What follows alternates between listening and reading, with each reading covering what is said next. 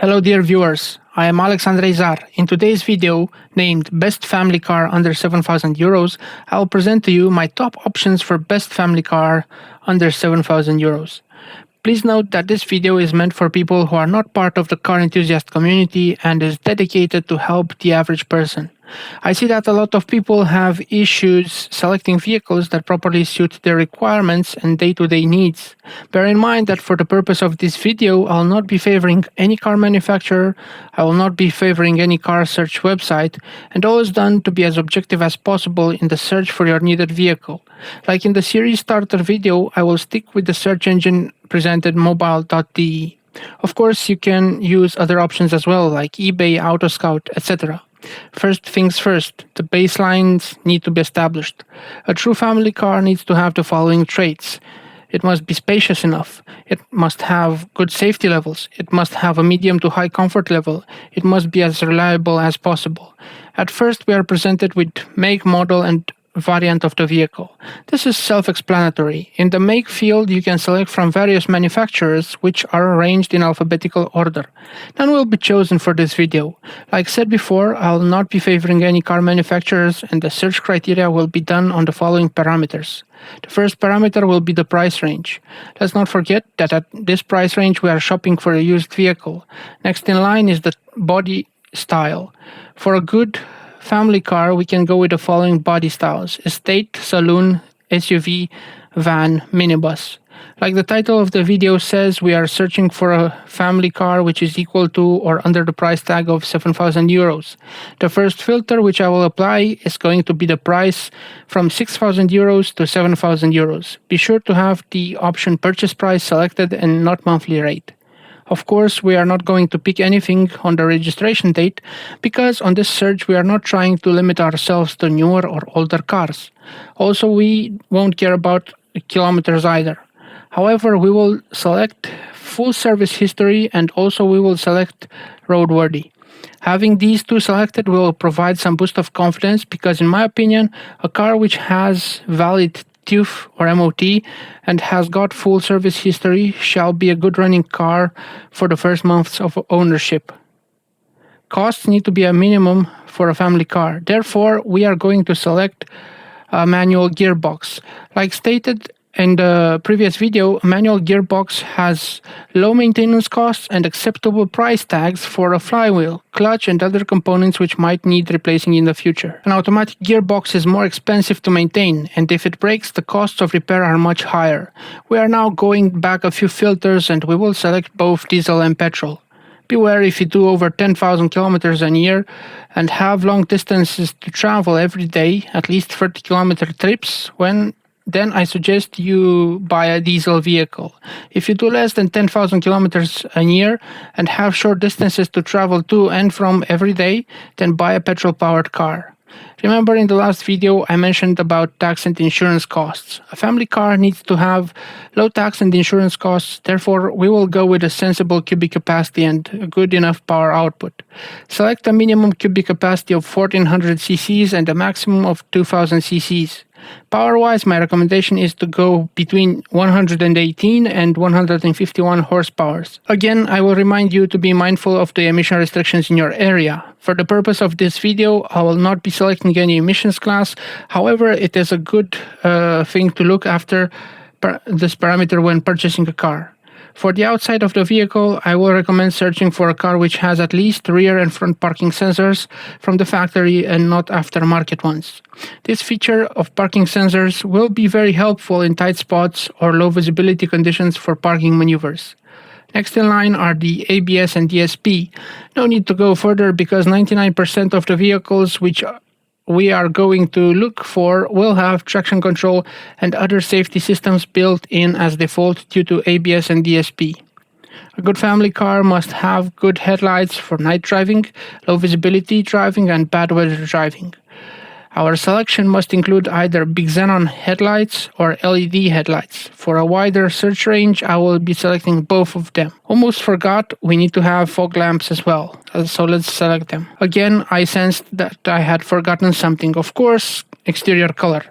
That is up to you and your preference. light colors such as white or silver will attract fewer heat upon itself in sunny days. Therefore, the interior won't be as stuffy and hot like in a darker colored car or a black car. A family car needs to be versatile, and in the interior, it needs to be easily cleanable. Go with the cloth or velour material. It's also comfortable in the winter and in the summer. If you choose a leather interior, that is more pretentious and will create discomfort in the winter and in the summer. Safety is a must, and therefore we are going to select front and side and more airbags. I know that most of you are always looking for a dual, triple, or quad zone for the climatization system. Those are fine and dandy, and in my opinion are nice to have. When buying, be sure to consider also cars which have only AC, because those cars can keep you cool in a hot summer day as well, and they will not break your wallet when you need to repair them or service them, due to the fact that a normal AC system is much simpler compared to a dual or multiple zone climatization system. My personal preference is to have at least front heated seats for those cold winters. Safety-wise, the ISOFIX system must only be present if you have a child, which by law is required to be in a special child seat. While driving, it's a must to always pay attention to the road and traffic conditions. For me, it's a must having a car with Bluetooth and hands-free systems. This allows me to take a phone call while driving. Let's not forget that we are in 2021, and it would be a pity to buy a car which hasn't got all 4 electric windows. The nice feature about mobile.de is that it's got a filter for damaged vehicles. You've got 3 options: show any type of vehicle, show only damaged vehicles, and don't show damaged vehicles. In our case, I'm going to select no damaged vehicles. Now, this concludes the filter selections. Now comes the fun part. Let's see what we've got. These are the vehicles which comply to our requirements. Let's click sort by ascending price. The first 2 sell ads are on the same car, so a double ad. It's about a Volkswagen Passat. The car is from July 2011. It's a 2.0 TDI engine with a 140 horsepower engine, and this car averages in urban areas 5.6 liters per 100 kilometers, and in extra-urban 4 liters per 100 kilometers. It's adequately equipped, and it has a real clean interior considering that it's covered close to 300,000 kilometers. Price of this car is 6,480 euros. Most likely the seller would accept the sum of 6,150 euros. Second car shown here is an Opel Astra J. It comes equipped with the 1.6 CDTI diesel engine, and it's from December 2015. It covered just over 200,000 kilometers and really doesn't have a lot of pictures. Pretty sketchy sell ad if you ask me. Price is 6,699 euros. I would come in with an offer which would say 6,450 euros. Moving on to the next vehicle, BMW E91 3 Series with a 2.0 petrol engine. It's got 143 horsepower, again well equipped. Car is from September 2009. It's got a lot of options, and if you fancy yourself as a future BMW owner, then go for it. Price is 6,750 euros. I would offer 6,400 euros for this car. Another sell ad shows us again a vehicle from the VAG group. This time it's a Seat Altea XL. Car is from February 2011 and has again the 2.0 TDI engine with 140 horsepower. It's a bit taller than the Passat, but not as spacious. Exterior is in black. Car has covered a little over 130,000 kilometers. Asking price is 6,900 euros. I would offer 6,250 euros for this car. Next car is a BMW 1 Series. Not sure what this car is doing in our search. Most likely it wasn't advertised properly. For a small family with not so tall family members, I think it will do the trick. Car has a 2.0 petrol engine with 122 horsepower. It covered just over 106,000 kilometers, and it's from May 2011.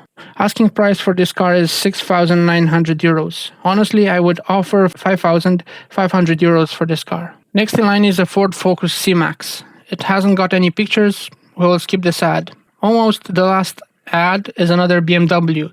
This time it's a Saloon E90. Not my cup of tea, of course. It's from November 2008 and it covered a little over 160,000 kilometers. Engine is a 2.0 petrol with 143 horsepower. Asking price is almost 7,000 euros. I think it's fair to pay around 5,500 euros. In my opinion, estate cars are much more bang for the buck. Last car in the ads list is a Skoda Yeti. Vehicle is from December 2012 and it just covered 175,000 kilometers. Engine is again a 2.0 TDI with 140 horsepower. Seller is asking 6,999 euros. I think a fair price to pay for this car would be 6,150 euros. My final thoughts are the following. If you have 2 kids and planning going on trips all the time, then choose the Volkswagen Passat. If you want to drive in a sportier estate, choose the BMW. Careful maintenance and parts are a bit more expensive compared to the Volkswagen Passat. If you like minivans types of cars, then choose the Seat Altea XL or the Skoda Yeti. In my honest opinion, the Skoda Yeti would be the better choice due to the fact that it can take light off-roading activities. For in around town driving, the 1 Series is the winner. Well guys, this sums up the first video of this series. I am Alexandre Zar. Be sure to hit the like, share and subscribe buttons. Don't forget to tick the bell notification icon so that you get posted each time I post a new video. Have a good day.